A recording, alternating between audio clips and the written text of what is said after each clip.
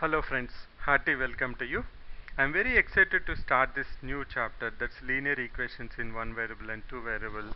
Hope you will also go through this video and feel so excited as I am in understanding and learning about linear inequations. So let's try to understand what's the difference between linear equations and linear inequations in a simple practical example. Let us say that you are about to go to shopping. You want some trousers, so you want to purchase some trousers and you know that each trouser costs around $40. I have taken dollars because it's universal. Okay, let us say that $40. Okay, and you have in your pocket $200 and you don't want to use your plastic money. That means you don't want to use credit or debit cards. So you have $40 with you. You know that each trouser costs around $40 and you have in your pocket $200.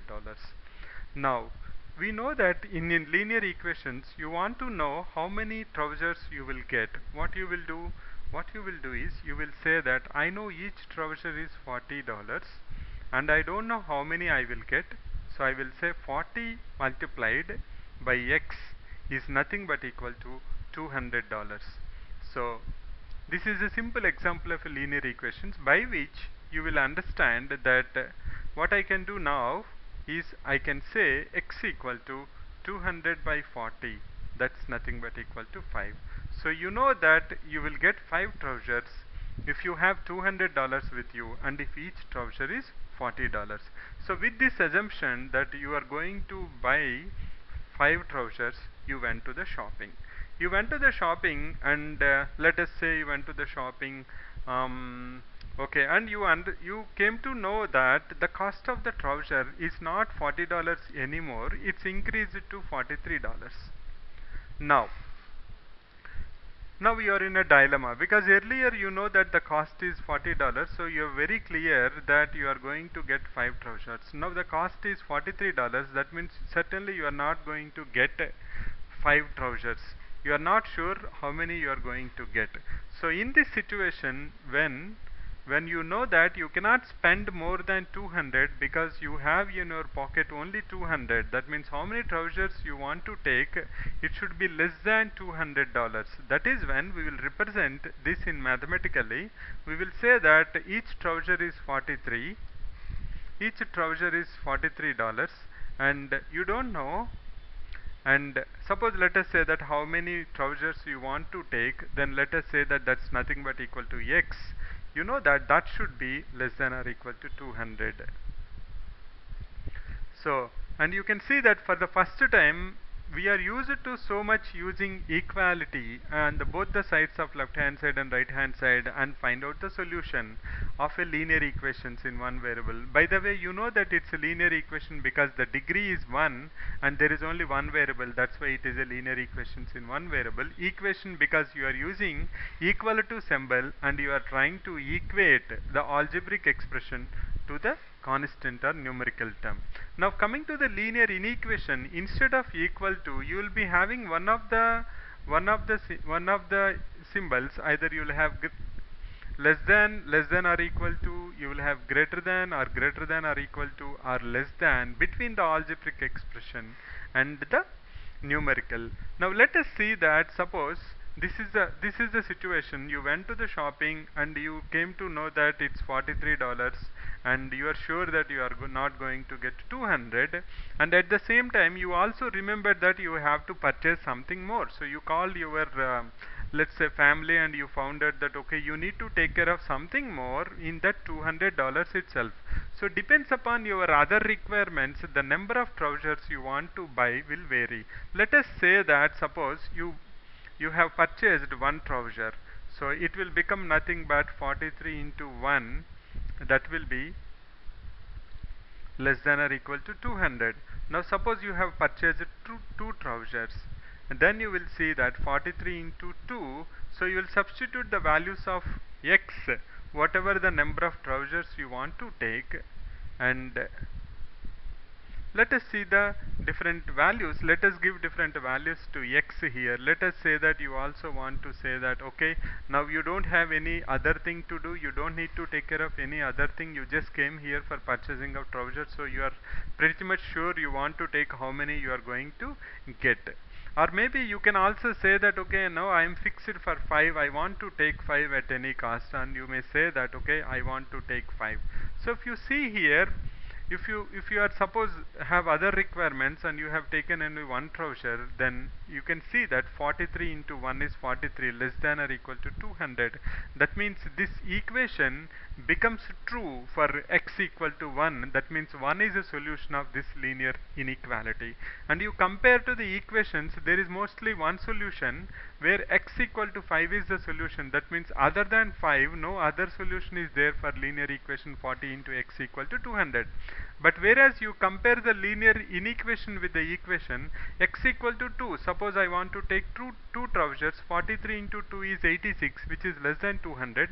Similarly, 43 into 3 is 129, 43 into 4 is 172. All of them are less than or equal to 200. But let's come to 43 into 5, that is nothing but equal to 215, that is not less than or equal to 200. That means this linear inequality is not satisfied by x equal to 5. So whatever the values which when you substitute makes the inequality true, or the inequality true, is called as the solution of this linear inequality. And you can see very clearly here, suppose you cannot take, let us say, like 1.1 trousers or 1.5 trousers, so certainly you know that this needs to be a counting number, so natural numbers. So you can have the solution of x as 1, 2, 3, 4, and you see that there are more than one value. That's why we call it as solution set. So the difference between linear equations and inequations is, equations it is always one solution mostly, whereas in inequations the solution can be more than or equal to 1. That's why we call the set of solutions as solution set. Now with that example, let us extend that example and say that, okay, you are also interested, you took some trousers and you found some very interesting and creative shirts. So you thought that, okay, these shirts are very nice, very trendy, I should have one of them. Now let us say that, suppose you know that the trouser is $43 and the shirt is $35, and unfortunately you have only $200. That means whatever you want to take, suppose let us say that you want to take X trousers and Y shirts, you have to make sure that whatever you are, how many shirts or how many trousers you are taking, the sum of the money cannot exceed the money in your pocket, because nobody is going to give us for free. We have to spend with whatever we have in our pocket.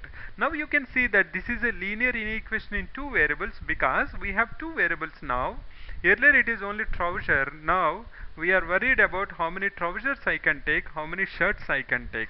So this is nothing but linear equations in two variables. Again linear, because the power is always 1. So that's in nutshell about linear equations in one variable and two variable concept wise. Now let us look at some rules what we can apply as we apply in linear equations, and how linear inequation rules differs from linear equations. Now if you remember the first time whenever you have been taught about linear equations in one variable, I am 100% sure you should have been told something like, if you are doing 40x equal to 200, how we have obtained x is pretty simple. We have divided both the sides by 40. If I divided both the sides by 40, then I will have 40 by 40 equal to 1, then I will have x equal to 40 5 times. So you know that x equal to 5, or if it is $40, I am going to get 5 trousers. Now you can see the rules whatever you have learned when you started with linear equations in one variable. The first rule says that both the left hand sides and the right hand sides, whatever you have with respect to the inequation, either it is greater than or equal to, or less than or equal to, you can add the same number to them. Similarly, you can subtract the same number on both sides. Whatever the operation you are doing, if you are doing it on both sides, either it is plus or it is minus or it is into, or it is divided by, all of them are perfectly fine. Now as you have seen here, you are dividing by 40. Similarly, you can divide by a number, you can subtract a number, but you have to make sure you have to do it on both the sides. Now only one exception you have where it will be different. Let us look at this example and see. Now suppose 40x equal to 200. Now I can multiply with minus on both the sides. It still becomes minus 40x equal to minus 200. That is perfectly fine with respect to equations. Now let us take this example. Say that x equal to greater than 7. Now this is a linear equations in one variable where x is a literal and 7 is a numerical, and this is a literal inequality because you are comparing a literal with a numerical. Now let us say x equal to greater than 7, and x I have taken as one of the values of x. That means the solution of this linear inequality x greater than 7, one of them out of the solution set is 9. So I know that 9 is greater than 7. Now let us say that I have multiplied on both the sides by negative as I have done in linear equation. So it becomes minus 9 and minus 7. Now you can see that minus 9 is not greater than minus 7, but it is less than minus 7. So the moral of the story is, whenever in linear inequality, whenever you are multiplying with minus, the inequality will switch. If it is greater than, it will become less than. If it is less than, it will become greater than. That's the most important rule you have to understand. What is the rule? The rule says that whenever multiplied by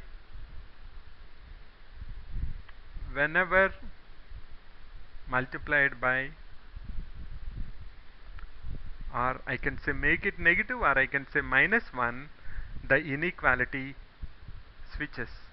The inequality switches appropriately. You know that if it is less than, it will become greater than. If it is less than or equal to, it will become, so inequality switches from